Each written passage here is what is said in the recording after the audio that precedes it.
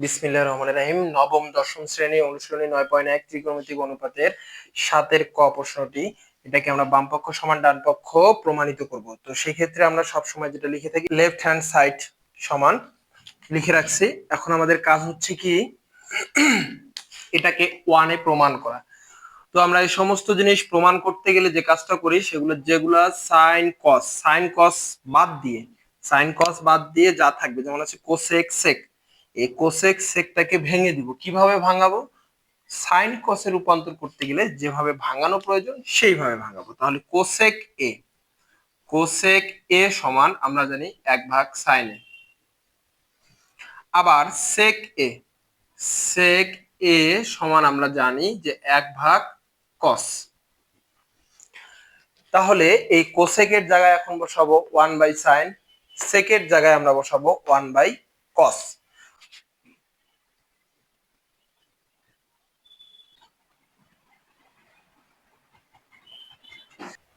এখন আমরা দেখব যে আগের থেকে ভাগ কোনটা ছিল। এটার ভাগ ছিল এখানে, এটার ভাগ ছিল এখানে। এই ভাগটাকে আমরা কি করে দিব? গুণ করে দিব। গুণ করলে নিচের ভগ্নাংশটা উল্টে যাবে। এখানে নিচের ভগ্নাংশটা উল্টে যাবে। যদি ভগ্নাংশ উল্টে যায় তাহলে সাইন হবে উপরে, 1 হবে নিচে, কস হবে উপরে, 1 হবে নিচে। তাহলে এরকমটা যদি হয় তাহলে উপরে আগের থেকে আমার একটা সাইন আছে, এই সাইনটাও যদি উপরে যায় তাহলে হয়ে যাবে সাইন স্কয়ার এ। এই কসটা যদি উপরে যায় তাহলে হবে কি কস স্কয়ার এ। তাহলে সাইন স্কয়ার এ প্লাস কস স্কয়ার এ সমান আমরা লিখতে পারি সূত্র অনুপাতে 1। আর রাইট হ্যান্ড সাইডে লিখে দেওয়া আছে 1। তাহলে কি হয়ে গেল? আমার প্রমাণিত হয়ে গেছে। এখন আমরা চলে যাব 7-এর খ নাম্বার প্রশ্নে। 7-এর খ নাম্বার প্রশ্নে দেওয়া আছে sec a by cos a minus tan a by cot a সমান হচ্ছে 1। এটা সমান এটা 1 প্রমাণ করতে হবে। তো এই জায়গাগুলো থেকে আমরা লেফট হ্যান্ড সাইড লিখে রাখছি সেকটাকে ভেঙে দিব, কসটাকে ভাঙাবো না, কারণ কস আর সাইনে রূপান্তর করব আমরা sec কে, tan কে, cot কে। তাহলে ভাঙাবো কাকে কাকে? sec, tan, cot। তাহলে sec কে ভাঙালে আমরা কি পাই? আমরা জানি sec কে ভাঙালে পাবো আমরা 1/cos, tan sin by cos, cot cos by sin। তাহলে যে জায়গায় sec আছে সেখানে এটা বসাবো, tan যেখানে আছে সেটা এটা বসাবো, cot যেখানে আছে সেটা ওই জিনিসটাকে বসাই দেবো।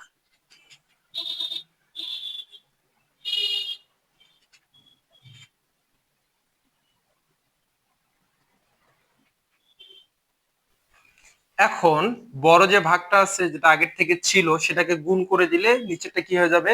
উল্টে যাবে। তবে আমরা এটাকে শর্টকাট করব না, আগের অঙ্কের মতো করে এটাকে একটু বিস্তারিত লেখার চেষ্টা করব, কারণ যেহেতু অনেকগুলো উপাদান আছে।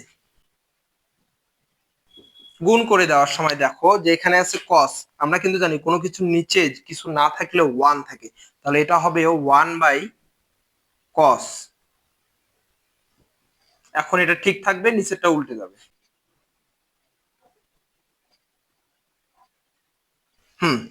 পরবর্তী লাইনে এই দুটাকে গুণ করলে আমরা লিখতে পারি উপরে 1, নিচে হচ্ছে cos স্কয়ার a, আর এখানে উপরে হচ্ছে sin স্কয়ার a, নিচে হচ্ছে আমার cos স্কয়ার a। তো আমরা একটা জিনিস ভুল করে ফেলছি, সেটা হচ্ছে যে এখানে মাইনাস ছিল, মাইনাস না দিয়ে আমরা এখানে প্লাস দিয়ে দিয়েছিলাম। এটাকে একটু পরিবর্তন করে নেই। এখানে ছিল মাইনাস, কারণ অঙ্কে মাইনাস দেওয়া আছে। তাহলে এরপরে আমরা কি করব? এরপরে আমরা লসাগু করব। লসাগু যাবে cos স্কয়ার, উপরে তাহলে হবে 1 মাইনাস sin স্কয়ার।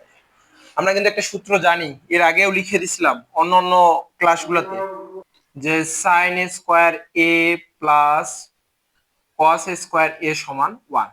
সাইনটাকে যদি ওইদিকে আমরা পাঠাই দেই তাহলে 1 মাইনাস sin স্কয়ার a হবে। তাহলে দেখো 1 মাইনাস sin স্কয়ার a এর পরিবর্তে আমরা লিখতে পারি cos square a।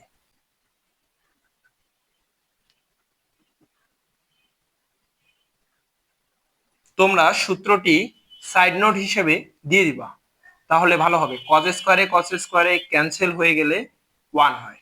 Right hand side কি দেওয়া আছে আমাদের 1 দেওয়া আছে। তাহলে অতএব